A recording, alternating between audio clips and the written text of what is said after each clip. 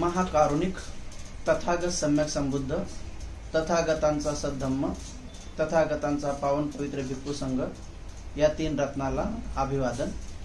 Bodhisattva doctor Babasaheb Ambedkar यांच्या धम्मक्रांतीला शेवटच्या श्वासापर्यंत समर्पण.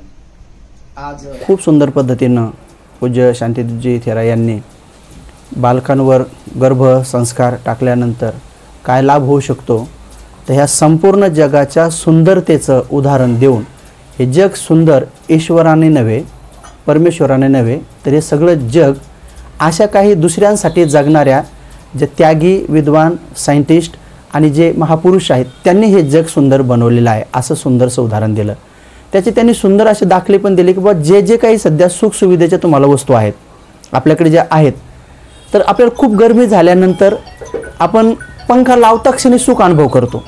असं म्हणावं लागत नाही की तुमचे चेहरे प्रसन्न करा किंवा थोडे आनंदी व्हा. जसाही पंखा लागला की आपोआपच म्हणतो बरं वाटलं भाई, माय काय गरम झालं होतं, मन असं गुदमारल्यासारखं झालं होतं, मरते काय झालं होतं, असं होतं ना. आणि लगेच पंखा सुरू झाला की आपोआपच आपल्याला खुशी होते. तर ही खुशी ईश्वराने नाही आणली, तर ती खुशी पंख्याने दिली. पण पंख्याच्या पाठीमागं त्याचा शोध लावणाऱ्या पंखा, त्याच्या व्यतिरिक्त ते लाईट, ह्या दोघांचा तिथं रोल आहे. म्हणजे लाईटचा शोध, नाही तर नुसता पंखा कोण फिरवत बसावं घरी घरी, आहे का नाही? ते बी अवघड काम होतं ना. नाही तर ते बुद्धाच्या काळात एक माणूस आला होता ना, पंखे घ्या पंखे, पंखे घ्या पंखे. माझ्या पंख्याची खासियत अशी 7 पिढ्यापर्यंत टिकतो, 7 पिढ्यापर्यंत टिकतो. तर राजानं ऐकलं, बघ पंखा जर 7 पिढ्या टिकतो तो म्हणे यार बोलवा म्हणे काय रे म्हणे तुझा पंखा 7 पिढ्या टिकतो का? हो म्हणे 7 पिढ्या टिकतो. बघ बरं म्हणे, खोटं बोललं दंड देईन. नाही म्हणे महाराज, 7 पिढ्यापर्यंत माझा पंखा टिकतो म्हणजे टिकतो म्हणे. मग घ्या म्हणे विकत. घेतला विकत आणि 2-4 दिवसांनी राजाच्या त्या नोकराने असा हलवला तर गेला तुटून गेला. तर राजा लय राग आला, म्हणे बोलवा त्या पंख्यावाल्याला, म्हणे पंख्यावाल्याला बोलवा म्हणे. मग त्याला पकडून आणलं. म्हणजे तुला अगोदर सांगितलं होतं ना की तू जर खोटं बोलला तर तुझा शिरच्छेद करीन म्हणून. तर म्हणे हो महाराज म्हणे. मग कुठं तुझा पंखा 7 पिढ्यापर्यंत टिकला म्हणे, 2-4 दिवसात तुटला. मग तुटला म्हणे हो. कसा वापरला म्हणे? तर म्हणे असा वापरला. कसा वापरला? नाही म्हणे चुकलं म्हणे, तसा नाही वापरायचा म्हणे. मग पंखा असा ठेवायचा आणि त्याच्या पुढे मान अशी हलवायची, त्याच्या पुढे मान हलवायची म्हणे, मग 7 पिढ्या टिकतो म्हणे. राजा म्हणे हा. तर मला सांगा, तर पंख्याचं सुख आपल्याला मिळालं खरं पंख्यापासून, ते हवा मिळता क्षणी. लहान लेकराला सुद्धा अनुभव केला जाते. झोक्यातलं लेकरू जर गरमी झाली तर रडतंय, चिरकतंय, पण पंखा सुरू केला तर एकदम रडणं बंद करतंय. तर याच्या पाठीमागं कोणाचा हात आहे की त्या ज्यांनी या पंख्यामधला एक पार्ट, तसं तर खूप लोकांचं योगदान आहे. कारण ते पाते करणारे वेगळे आहेत, त्यातल्या रिंग बनवणारे वेगळे आहेत, त्यातले शर्रे बनवणारे वेगळे आहेत, त्यातल्या ग्रीस बनवणारे वेगळे आहेत. नाही तर ग्रीस नसतं बनवलं तर मग म्हणलं असतं मग हवा तर आहे पण डोक्यात खटखट वाजवतो, ते डोकं दुखायला लागले ऐका. तर त्याच्यामध्ये जेवढे लोकांचे ते वायर बनवणारे आहेत आणि शेवटी वीज तयार करणारे, ज्यांनी वीज तयार केली पाण्यापासून. तर एवढ्या सगळ्या शास्त्रज्ञ लोकांचं योगदान तुमच्या ह्या एका सुखात आहे, हे भंतेजींना सुंदर पटवून दिलं. समजलं तुम्हाला? म्हणजे कधी कोणी घरी जाऊन विचार करत बसून भंतेजी म्हणले बा ईश्वरांना नाही पण कोणते सुख आहेत. आता हे सुख बघा तुमच्या गळ्यात. आता तुमच्या गळ्यात समजा दुसऱ्याच्या गळ्यात सोनं पाहू जीव असा बारीक करू आहे का नाही. आपणच आपली उंची वजन कमी केलंय. हां की मग काय सोनं आहे सोनं. आणि एक दिवस तुमच्या नवऱ्याने सध्या तुम्हाला आणलं सोनं आणि आणलं गळ्यात टाकता क्षणी बापरे किती खुशी मिळते आहे का नाही. असं वाटतं कोणाला दाखवू आहे का नाही. रस्त्यानं चालताना समजा कोण नाही विचारलं तरी आपण बरंच दाखवतो ना, बाई मी घेतलंय व सोनं घेतलंय व आहे का. आता घरी बोलू दाखवतो की नाही. घरी बोलू चहा पाजू कसं आहे आवडलं का तुला? हो माय तो आमचं पिवळं आहे, मग हिरोपाचं कोण लय दाखव वाटते. तर ते सुख तुम्हाला आंतरिक सुख आहे ना. भूक नाही लागत त्या टाइम होतो. भलं 2 दिवस का होत नाही. घरातलं 1.5 पावशेर तांदूळ आणि एखादा किलो पीठ वाचतंय, कारण 2-3 दिवस जेवच वाटत नाही ना. तर समजा तुम्ही सांगा एवढं जे सुख तुम्हाला मिळालं सोनं अंगावर टाकण्याचं, त्याच्यात योगदान कोणाचं आहे? ज्या लोकांनी त्याचं संशोधन केलंय. नाही तर समजा माती आहे ना, सोनं म्हणजे काय, माती आहे. असे चालतात ते बारीक कण काढतात, वरचा येतो, त्याला अतिउष्णता केल्यानंतर थर येतो, मग तो पिवळा थर आहे. आता तसा थर समजा असे एवढे सोन्याचे डायरेक्ट बिस्किटच गळ्यात जर बांधले असते तर होतं की नाही अवघडच काम. हां गळ्यात हातात बांधले असते, कानात तर म्हणले असते माय असं काय सोड. पण त्याला डिझाईन दिले, काम केलं, तर सोनारा केलं, कोणी असू दे बिचारे. थोडं होत नाही तुमच्या जीवनात एवढं सुख मिळालं नाही तुम्हाला एवढे. आणि ते किती सुंदर उदाहरण बाबासाहेब सांगितले की आपल्या माऊल्यांनी आता पोटात बाळ येता क्षणीच सोचणं सुरू केलं पाहिजे की मोक्याच्या आणि माऱ्याच्या जागेवर माझं बाळ गेलं पाहिजे. मोक्याच्या आणि माऱ्याच्या जागेवर तिथून ते टेहाळणी करून सगळ्याचं कल्याण करण्याचं काम करत. आता आपण ते मागचे विचार सोडून दिले पाहिजे. मागचे लय खुले विचार आहेत आणि सगळे कर्मकांड शिकवलेले आहेत आपल्याला. आणि जेवढे कर्मकांड शिकवले ना ते एवढ्यासाठी शिकवले की यांचे लोक सदोदित आपले सेवक राहिले पाहिजे, नोकर राहिले पाहिजे, गुलाम राहिले पाहिजे. म्हणून गर्भाशयातल्या बाळावर संस्कार टाकताना 3ऱ्या महिन्यात टाकण्याची परंपरा होती, पण ती 7व्या महिन्यात टाकली कर्मकांडाने. कारण 7व्या महिन्यात बाळ पूर्ण रेडी होऊन जातं. 3ऱ्या महिन्यात त्याचं हृदय, फुफ्फुस आणि मेन माइंडचे पार्ट तयार होतात. आणि त्या टायमात जर आपण समजा संस्कार टाकला, आणि बुद्धाने त्याच धर्मग्रंथात पाहिलं नाही का, महामायाला सजवलं होतं, तसं आईला सजवायचं असतं पूर्ण. ह्या हाताला तुम्ही फुलानं सजवा, गजऱ्यानं सजवा, इथं दंडाळ सजवा, पूर्ण तिचं हे डोक्याचा भाग सजवा, पूर्ण सजवायचं तिला, असं प्रसन्न ठेवायचं, पूर्ण इथं फुलानं सजवायचं की ती आई प्रसन्न झाली पाहिजे की पूर्ण संस्कार त्या गर्भावर पडतात.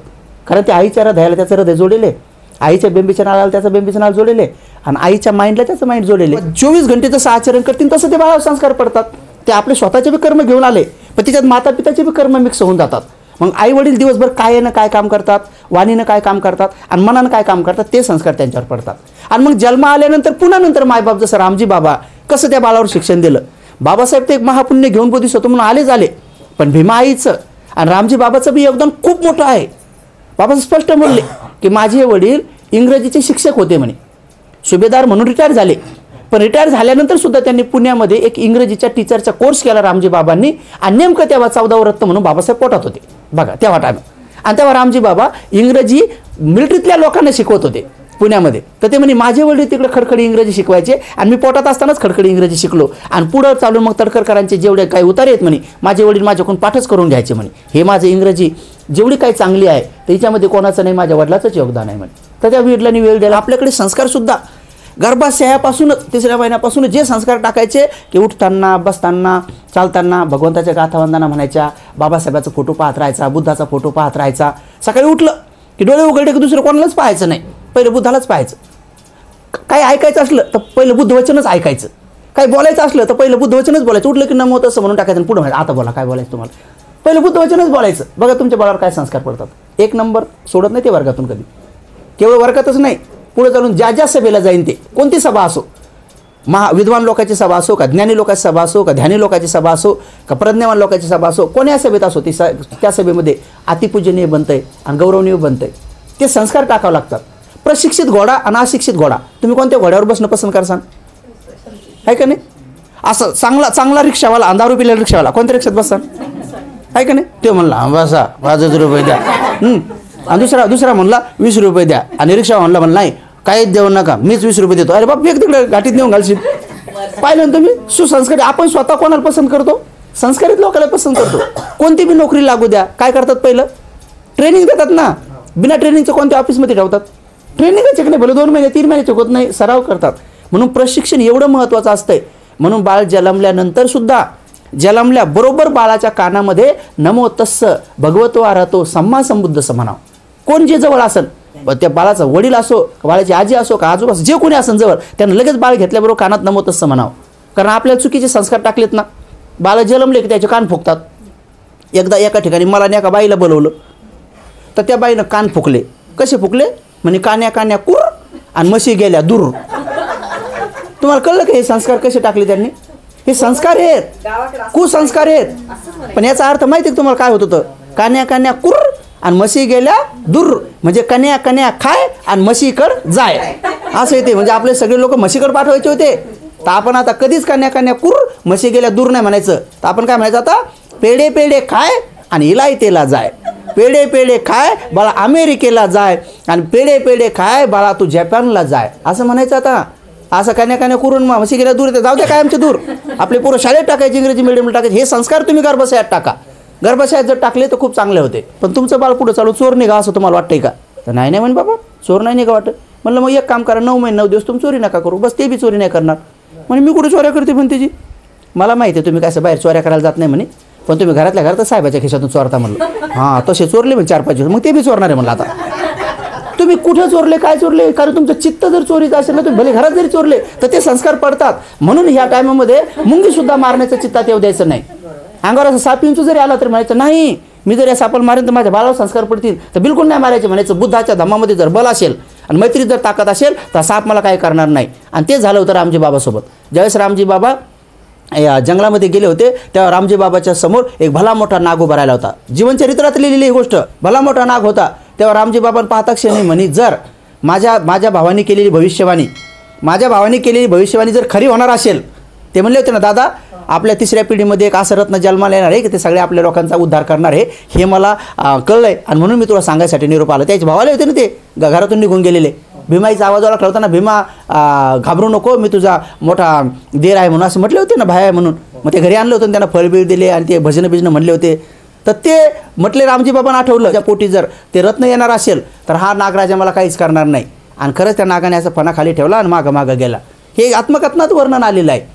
म्हणून आपण कधीच भयभीत व्हायचं नाही की हत्याचं नाही, चोरीचं नाही. रस्त्याने किती बंडल पडलेलं दिसलं तर लगेच शब्द आठवायचे की बाबा हे बंडल काही कामाचं नाही, हे लोभ आमच्या बाळावर संस्कार पडतील. आणि मग चोरी छोटी मोठी करताना मोठी पकडल्या गेली तर मग ज्याला आपल्या समोरून नेताना किती वाईट वाटतं माय बापाला. म्हणून आपलं लेकरू कधीच चोरीत नाही, दानात दिसलं पाहिजे. आपलं लेकरू कधीच हत्यात नाही, लोकांना दवाखान्यात घेऊन जाताना दिसलं पाहिजे. आपलं लेकरू कधी दुराचारामध्ये नाही, तर धम्माचा आचरण करून सदाचाराचं पालन करताना पहा ते लेकरू किती चांगलं आहे. त्याचं लेकरू कधी कोणाकडे इकडे तिकडं कधी टवाळक्या करत नाही, कोणाकडे बघत नाही, आहे का नाही, असं वाटलं पाहिजे. नंतर आपलं लेकरू कधी खोट्या नाट्या गोष्टीमध्ये पुरावा देताना नसलं पाहिजे. आपलं लेकरू नेहमी सत्यवचनी असलं पाहिजे.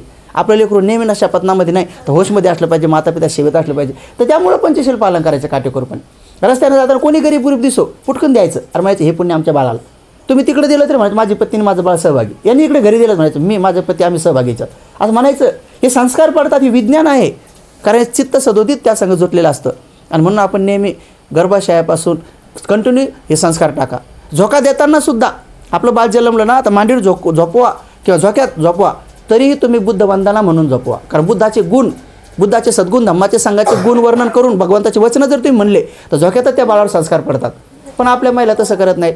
आता वंदना म्हणावं की नाही, समजा किती सुंदर बाळ झोपू घालताना, पण का कुणास ठाऊक कोण शिकवलं काय माहीत आपल्या महिलांना. आपल्या सगळ्या महिला पोरं झोक्यात टाकतात आणि हाड हाड हाड म्हणतात. आता ते का कुत्रं आहे का हाड काऊन म्हणतात, हाड कोणाला म्हणते आपण, हाड कोणाला म्हणतो आपण सांगा बरं, कुत्र्याला म्हणतो की नाही. मग लेकरू कुत्रं आहे का काय माहीत कुठून शिकले. बरं ज्या शिकले पण आता नवीन पोरीन म्हणून हाड हां नाही ऐकलं हाड हाड म्हणतात, बरं जोराने म्हणतात हाड हाड हाड हाड नाही म्हणतात. एका म्हातारीचं तुम्ही गाणं ऐकलं, झोका देणं सुरून म्हणे हाडगं कुत्री बाडंगडी धर आमच्या बाळाची टंगडी, म्हणून धरायला वाकत सगळ्या कुत्र्याला टांगड्या. आता असे गाणे कशाला म्हणा बरं, चांगले म्हणा, खूप चांगली गोष्ट आहे, खूप आनंदाची गोष्ट आहे. कारण याच्यावर शोध लावला आम्ही की हे संस्कार कोण टाकले, हे मुद्दाम टाकले गेलेले आहेत. हे लोक अशाच प्रकारे उत्पन्न व्हावे तर नेहमी गुलामान सेवा चाकरी करणारे राहावेत, असे उच्च कोटीवर जाऊ नये म्हणून बाबासाहेब ते उदाहरण देतात. समजदार लोकांनी पटकन समजून घेतलं पाहिजे की मावल्यांनो तुम्ही असं सोचत राहा की आता हायकोर्टच्या जजची आणि मोठ्या सुप्रीम कोर्टच्या जजची जागा कुठं खाली आहे किंवा कलेक्टरची जागा कुठं खाली आहे, असा विचार करा. म्हणजे तुम्ही विचार करता क्षणी पोटातच ते बाळाचं चित्त तसं बनत जातंय आणि मग ते पद हासिल करते म्हणे. हे विज्ञान बाबासाहेबांनी शिकवलं. आणि म्हणून आपण नित्यनेमाने हे संस्काराची विधी खूप आवश्यक असते. आणि खरंच आपण अज्ञानी बनण्यापेक्षा विज्ञानवादी बनलं पाहिजे. विज्ञानवादी तथागताचा धम्म हा अनेक लोक म्हणतात विज्ञानावर आधारित आहे. हे आताचं विज्ञान तथागतावर आधारित आहे, धम्मावर आधारित आहे. कारण कुठल्याही शास्त्रज्ञाला तुम्ही विचारा की हा संशोधन करण्याच्या पाठीमागं तुम्हाला प्रेरणा कोणापासून मिळाली, तर ते म्हणतात की आम्हाला ही तथागत बुद्धापासून प्रेरणा मिळाली. म्हणून आजही नासाच्या लोकांना अनेक शोध लागलेले नाहीत, त्याच्या पलीकडे जाऊन बुद्धाने त्रिपिटकामध्ये सांगून ठेवलेलं आहे. म्हणून आपण त्या बुद्धाचे शिष्य आहोत. तर आपली जिम्मेदारी आहे की आपण छोट्यातला छोटा संस्कारसुद्धा सोडायचा नाही. 10 संस्कार असतात मानवी जीवनावर, तर प्रत्येक संस्कार टाकायचा. तर बघ हे सगळे संस्कार आपल्यावर टाकून घ्यायचे. म्हणून खरंच आपण मनुष्य जीवनामध्ये आल्यानंतर आपण हे नेहमी पाहिलं पाहिजे की मानवाच्या कल्याणाचं काम करणारे जे लोक आहेत, जे हिताचं सुखाचं काम करणारे लोक आहेत, तर आपण त्या हितासुखाच्या लोकांच्या मार्गानेच चाललं पाहिजे. आपण स्वतःसाठी जगलं पाहिजे, इतरांसाठी पण जगलं पाहिजे. अनेक लोक स्वतःसाठी जगत नाहीत, इतरांसाठी पण जगत नाहीत. काही लोक इतरांसाठी जगत राहतात, काही लोक स्वतःसाठी जगत राहतात. ही 4 प्रकारचे लोक असतात. तर आपण स्वतःसाठी इतरांसाठी पण जगलं पाहिजे. अशा प्रकारचा श्रेष्ठ महापुरुष, सत्पुरुष किंवा गुणी महामाणूस म्हणून संस्कार टाकले पाहिजे आणि आपल्यावर सुद्धा ते संस्कार टाकून घेतले पाहिजे. म्हणून आजच्या क्षणी एवढंच सांगेन की दानाचे, शीलाचे आणि समाधीचे संस्कार हे माणसाला नेहमी गुणी बनवतात. म्हणून सदोदित दान देत राहा, शील पालन करत राहा, ध्यान करत राहा. त्यामुळं आपोआपच राग, द्वेष, मोह कमी कमी होत जातो. राग, द्वेष, मोह काढण्यासाठी दुसरा कोणताही इलाज नाही आहे.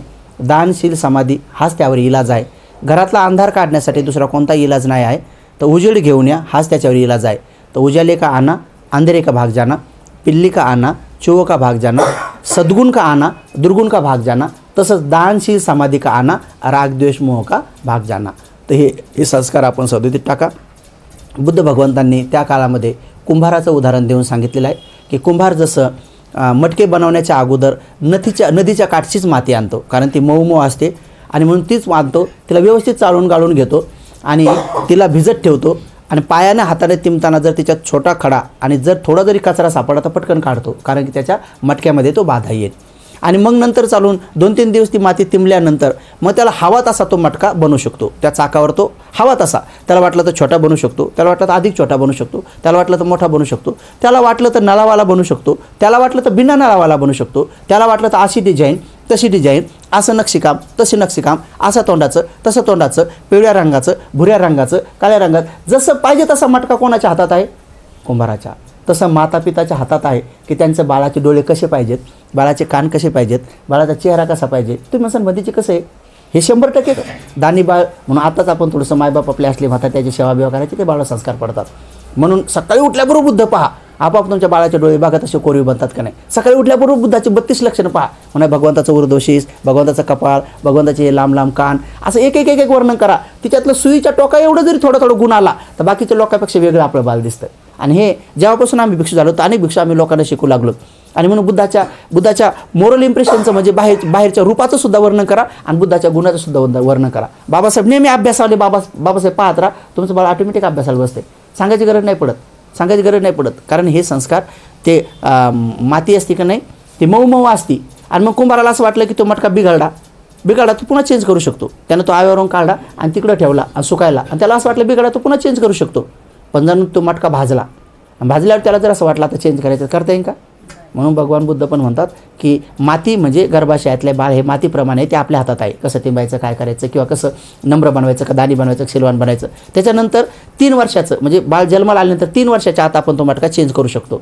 पुन्हा त्याच्यावर चांगले संस्कार देऊ शकतो. म्हणजे गाथावंदना म्हणून हे म्हणून चांगले संस्कार टिकून, बोलणं चांगलं शिकून हे करू शकतो. पण नंतर मात्र 14च्या पुढे जर लेकरं गेले तर मग मात्र त्याच्यावर संस्कार काय पडत. दोघा बी पती पत्नीनं आता इथून पुढं जेवल्यावर थोडं डावे कुशीवर झोपलं पाहिजे. सकाळी उठून थोडंसं पूर्व दिशेला चेहरा करून आनापानसती केलं पाहिजे. जर विपश्यना केलेली असेल तर थोडी विपश्यना केली पाहिजे. न चुकता होत नाही, संध्याकाळी एकदा वंदना केली पाहिजे. रोजच भगवान बुद्धाची मूर्ती साफ केली पाहिजे, कारण बाळाची स्किन ही सुंदर बनते. बुद्धाची मूर्ती जर रोज स्वच्छ केली ना तर बाळाची स्किन 100% स्किन खूप मऊ आणि नरम आणि सगळ्यांपेक्षा वेगळी बनते. पुन्हा मग फेअर अँड लवलीवर खर्च करायची गरज नाही पडत. म्हणून तुम्ही लकी लोक आहात की तुम्हाला आम्ही भिक्षू भेटलो हे सगळं सांगायला. त्या काळात बिचार कोण नसेल तर मग कळलं नाही. पण तुम्ही पुण्यवान लोक आहात की तुम्हाला या गोष्टी आताच हे भेटतात. म्हणून रोज वेगळ्या फुलांनी जर पूजा केली तर जसं फुल सुगंधित कोणालाही आवडते. कोण या पृथ्वीवर सांगा की याला फुल आवडत नाही म्हणून. फुल पाहिल्यावर कोणी वाकडे तिकडे तोंड करते का? नाही. तसं बाळ जलमतंय की कोणाला बी आपल्या संग भांडण जरी झालं ना ते म्हणते तिचं पोरं आणखी इकडं आता लग आपलं घ्या वाटतं. आलं लक्षात? असे काही सुंदर लेकरं असतात त्याची लाल पडली शेंबूड पडली तरी आवडतं. आलं लक्षात? आणि काही लेकरं असे असतात की ते आंघोळ घालून जरी पाहिलं त्याला पाव वाटत आहे फेक काय तिकडं देवीरड काय खावायचं असं आहे की तर ते असं गुढी लेकरू जलवाले ते ऑटोमॅटिक कोणाला बी जसं म्हणून फुलांनी पूजा करायची असते.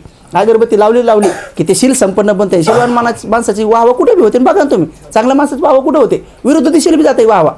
म्हणजे सुगंध तरी वाऱ्याच्या झुळकेन जातो. म्हणून मेणबत्ती अगरबत्ती आणि प्रज्ञा ते माणूस हुशार बनते, तल्लक बनते. नेहमी कुठला निर्णय घेताना पटकन विचार करते, मुलगा असो मुलगी असो. आणि म्हणून 3 प्रकारची पूजा पण आपण यासाठीच करतो, बाळावर संस्कार टाकण्यासाठी. तर न चुकता गर्भाशयात असताना तर रोज फुलाला, मेणबत्तीला, अगरबत्तीला हे सगळ्याला पैसा गेला तर गेला, पण तुमचा तो सगळा पैसा वसूल होऊन जातो पुढे चालून. आणि मग नंतर संस्कार टाकायला फार कठीण आहे. मग काही लोक आमच्याकडं आणून घालतात भंतेजी ह्या पोराला चांगलं बनवा बरं. अरे म्हणलं बा हे आम्हालाच बिघडायच्या तयारीचे म्हणलं हे एवढे खराब आणून दिलं म्हणलं तुम्ही. आता लहान बोरीचं झाड आहे, लहान बाबळीचं झाड आहे, लहान, आणि त्याला काटे आले तर तुम्ही असा हात फिरवा, एक बी काटा हातात घुसत नाही. कोवळं झाड काटे आहे त्याला.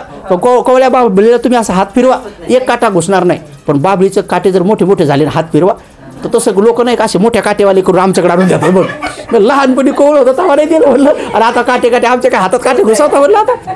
म्हणून हे नेहमी ध्यानात ठेवलं पाहिजे की कोवळ्यापणीच संस्कार टाकले जातात. लहान झाडाला डिझाईन दिले जाते. लहान झाडं बघा किती नक्षीकाम करता येते. मोठ्या झाडाला तुम्ही बनवा बरं, एकीकडे आपल्याला दुसरी भाजी तुटून जाते. म्हणून हे मोठ्यापणी जास्त संस्कार नाही टाकता येतात, लहानपणी टाकता येतात. म्हणून तुम्ही नित्यनेमाने बाबासाहेबाची कास धरा, धम्माची कास धरा, संघाची कास धरा आणि बुद्धाला सदोदित वंदनीय ठरवा. नेहमी आपलं जीवन सुखमय झाल्याशिवाय राहणार नाही. आजच्या क्षणी एवढाच उपदेश देतो. सर्वांचं मंगल हो, सर्वांचं कल्याण हो, सर्वजण सुखी हो, सुखी हो, सुखी हो.